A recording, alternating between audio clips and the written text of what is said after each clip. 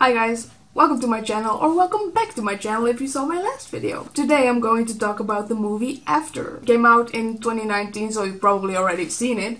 If you haven't, like me, you shouldn't. I'm sorry. No, that's not true. It was a nice movie, but I have a lot to say about it, so... Okay, a few disclaimers. First disclaimer, I'm going to spoil a lot of this movie, so like, if you haven't seen the movie yet and you still want to watch it, don't watch this video. Second disclaimer, I look like trash at this moment because I'm not going anywhere. That's why I look disgusting. Third disclaimer, I'm not a movie critic in any way, shape or form. I just like watching movies and this is just all my opinions. So let's get into the video. Fuck.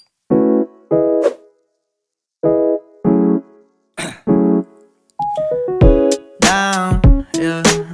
I've been feeling so down, yeah. Okay, so first off, if you see me watching my phone, I have notes. So I watched the movie yesterday evening and I thought it was very interesting. I think, as we all know, it started out as a fanfiction about Harry Styles, which I only realized like a few weeks ago. That's what drove me into watching this movie in the first place, because I like Harry Styles. And also in the last video, I talk about Harry Styles. If you haven't seen that video, please go and watch it. So yeah, it's a fanfiction gone wrong. Take somebody that doesn't really know Harry Styles and she makes a fanfiction about it. Not that I know Harry Styles personally. I should, but I don't. Besides that, the movie is very Twilight meets La La Land meets Pride and Prejudice meets all the clichés that you can ever imagine in a rom-com, which I don't mind. I like a good classic teenage rom-com with all the stereotypes inside. It's great, but this one hits different. First up, we have the characters. And just from like the first few seconds of this movie, so we meet Tessa Young. And Tessa Young is our main character of this movie. Tessa Young is your stereotypical good girl. She's very sweet, she's blonde, she does everything perfectly. She has a perfect little boyfriend, which I really thought it was her brother. So Tessa Young goes to college. And when she arrives in her dorm room, you get the perfect little vibe of what kind of movie this is going to be. She walks in and she sees her roommate with her girlfriend. You don't know it's a girlfriend yet, but it's her girlfriend. And it's so obvious. Okay, so Tessa, she's the good one. And her roommate is the opposite. She wears fishnet stockings. And her mom doesn't like her at all. She's like, she's a bad influence, blah blah blah.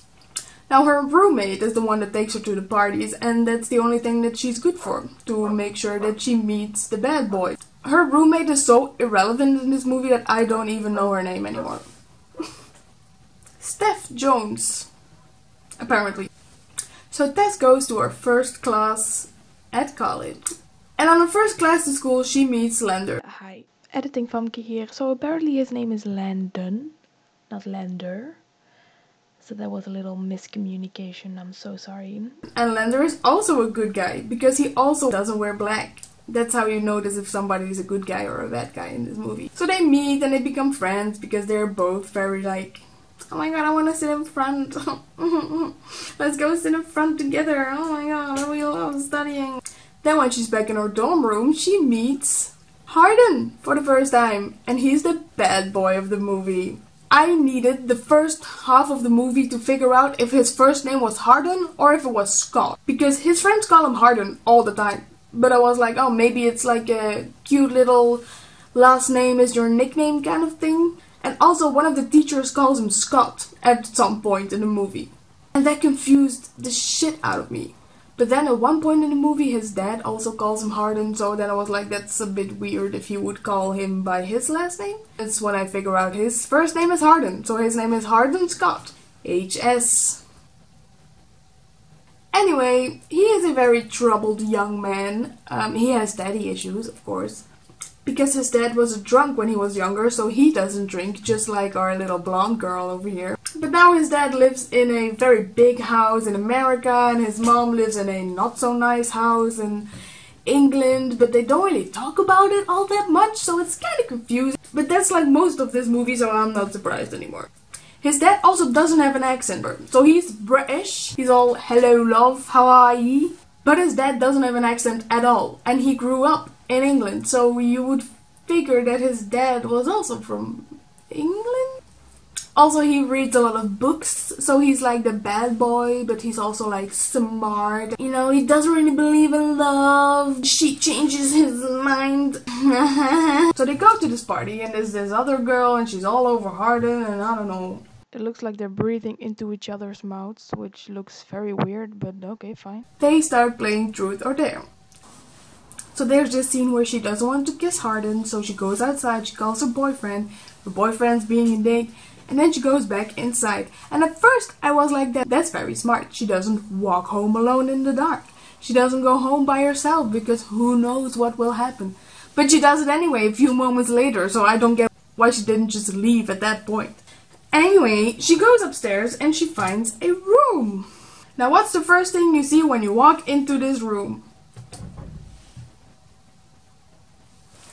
It's a British flag. Wonder whose room it is?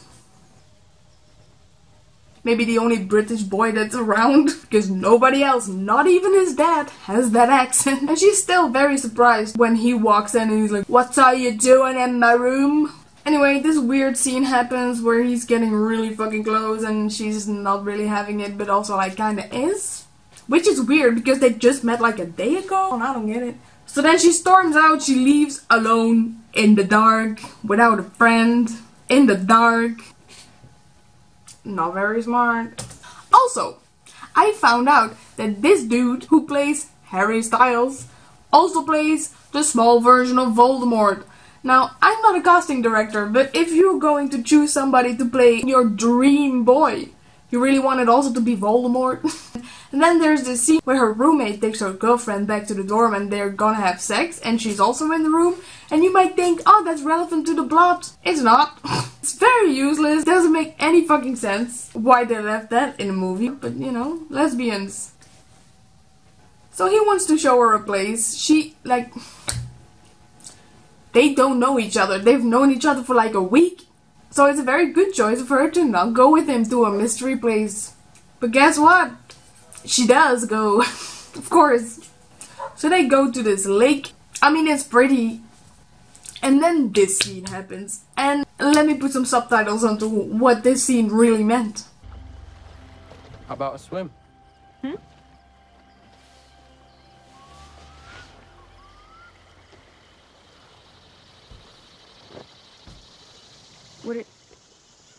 What are you doing? I'm going swimming. Harden.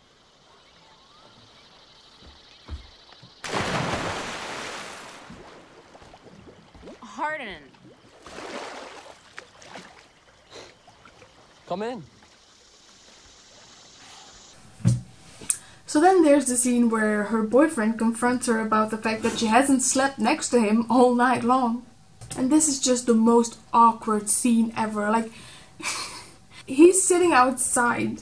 He's super worried about her, which is so cute. He's like, "Are you okay?" If my boyfriend left in the middle of the night and he came back the next morning, the first thing that I would ask wasn't, "Are you alright?" It was, "Where the fuck have you been?" Then Harden shows up out of nowhere for no goddamn reason.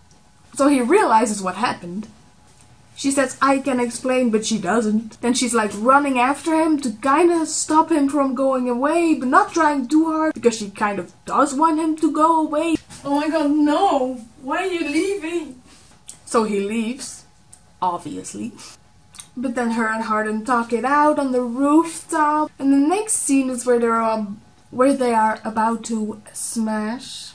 And her mother walks in, which is very awkward.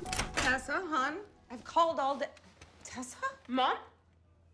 I think I should go. So her mom tells her that she needs to make a choice. Or she breaks up with the bad boy, or she cuts her off. And she reacts in the most chill way possible. Her mother leaves. She's cut off. She doesn't have any money. I haven't seen her like work, so I assume she doesn't have a job. And she's in college. How are you gonna pay for all this? Harden is complicated. He's different around me.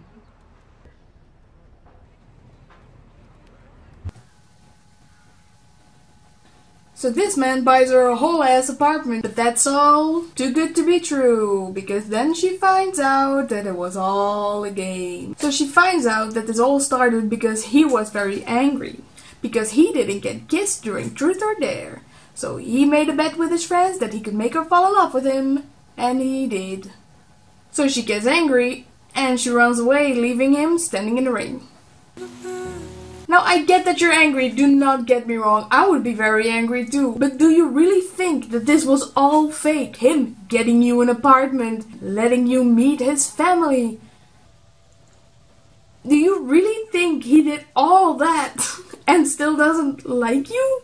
Like, you don't live with somebody that you really don't like. I can't even stand being in the same classroom as somebody that I don't like for an hour, let alone live with them. So they're in a big fight. She goes back home to her mother. She fixes her relationship with her, which is great. She says sorry to Noah for cheating on him big time. And then she goes back and she's in class and her teacher hands her the homework from Harden. That's illegal, isn't it? Like, if this woman would have done her job properly, they wouldn't get back together. I'm sorry, my battery died. Anyway, so she gets this letter, and in this letter he's apologizing to her and writing down that he now does believe in love and that he made a big mistake. And I'm over here just wondering, what was the assignment? Like, if this woman would have done her job, she wouldn't have got the letter and they would never, like, get back together. Also, this movie ends with her going back to the lake, him also being there, and then they just sit next to each other while you hear the voiceover of the letter that he wrote. Now, I love a good teen rom-com, so I'm gonna give this movie a 5 out of 10. Because I was very frustrated, a little confused sometimes. Wasn't the best, wasn't the worst. Would I watch it again? Probably not. Anyway, thank you so much for watching. If you enjoyed this video, please give it a thumbs up. And don't forget to subscribe. And I will see you next time.